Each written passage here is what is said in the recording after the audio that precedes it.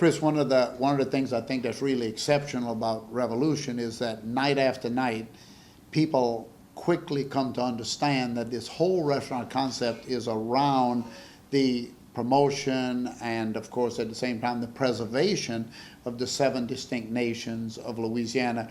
Is that what you find the conversations in the kitchen to be as well between the chefs, identifying those nations in the food? I think a lot of especially our new cooks, are really kind of shocked to learn that there are 7 nations, and the food is, we have the Italian influence, the Spanish influence. Everyone thinks of the French influence, but there's the African influence and the Native American influence. They don't necessarily think of that. Yeah. And it's really kind of refreshing for them to see that. It's interesting at my culinary school at Nicholls State, I sit in the classroom and I start to give this great oration about the Native Americans and 16 tribes being in Louisiana, and they gave us hot rock cooking and all the wild game, crawfish, filet for our gumbo, and the students look at me like, oh, the Indians? And I say, yeah, Choctaw, and the red swamp crawfish is their tribal symbol, and the garfish is a tribal symbol. So when we pay homage to the Native Americans on our wall here, it's important that all of our guests in the restaurant also know, and one of the things we want to make sure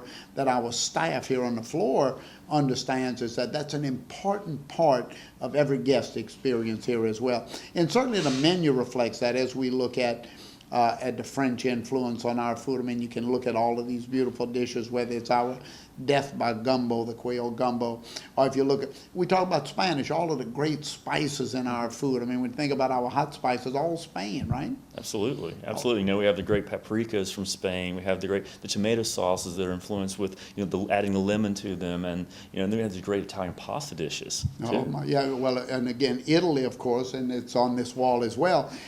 Italy comes in 1860 after the end of the Civil War, and they bring with them not only families of cooks, but families destined for greatness in cooking.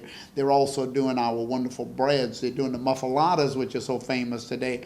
But at the same time, the olive oil, all of those wonderful things, the cured meats. We have cases of cured meats here. And it's interesting to see our guests in the restaurant slowly start to absorb the fact that everything they're eating, every view they're viewing, is all about the nations that created this wonderful mixture that we call Creole or Creole.